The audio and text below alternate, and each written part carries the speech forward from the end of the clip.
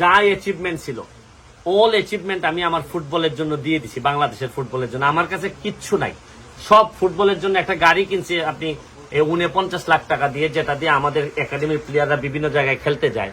আপনারা আমার এলাকায় গেলে দেখবেন প্রায় 100 প্লেয়ারকে আমি ডাইরেক্টলি আমার ইনকামের টাকা দিয়ে এদেরকে আমি চালাই। কিন্তু এটার জন্য আমি প্রাউড ফিল করি। আমি আপনাদের কাছে দোয়া চাই যে আমার এই মানসিকতাটা যেন টিকে থাকে।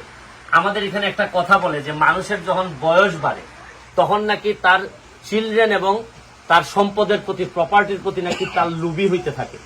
আমাদের যেন আল্লাহ এগুলা থেকে মুক্ত থাকে। যদিও আমার বয়স বাড়তেছে, আমার ছেলে মেয়ে বড় হইতেছে, আমি যেন আমার সর্বস্ব বাংলাদেশের ফুটবলের জন্য দিতে পারি। এবং আমার কাছে মনে হয় যে আপনারা যেন অন্তত এইটুকু নিয়ে প্রাউড ফিল করতে পারেন যে আমাদের সুমন ভাই তো আছে, যিনি আমাদের দলের মেম্বার, যিনি বাংলাদেশের ফুটবলের জন্য পুরো জীবনটা উৎসর্গ করে দিচ্ছেন। এই দোয়াটুকু আমি আপনাদের কাছে চাই। এবং আপনারা আমাদের যে সাহস আমাদের দিচ্ছেন, বিশ্বাস করেন এখান থেকে যে আমি 16 তারিখে যাচ্ছি আমি বাংলাদেশে, এরপরে দেখবেন আরো আপনাদের যে অনুপ্রেরণা আমি পাইছি, আগামী 16 তারিখের পরে আপনি দেখবেন আরো দ্বিগুণ গতিতে আমি ফুটবলকে নিয়ে এগিয়ে যাব। এবং আমার কাছে মনে হবে যে একটা সোসাইটি তো আছে, বিয়ানীবাজার সোসাইটি, যারা জীবনে যে কোনো পর্যায়ে আমি বিপদে পড়লো আমার পাশে দাঁড়াবে বাংলাদেশের স্বার্থে, বাংলাদেশের স্বার্থে।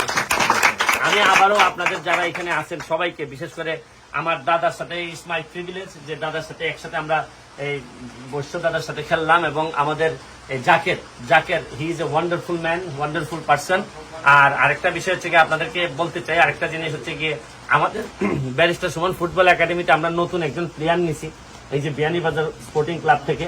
আপনারা এখনই দেখবেন যে এই যে আমাদের আজকে হায়ার আমি কনফার্ম করলাম, এই যে দেখতে পাচ্ছেন কিনা যে সোহেল ভাই, এই যে ব্যারিস্টার সুমন ফুটবল একাডেমিকে করানোর মধ্য দিয়ে আমরা আমাদের একাডেমি কনফার্ম করলাম। Thank you.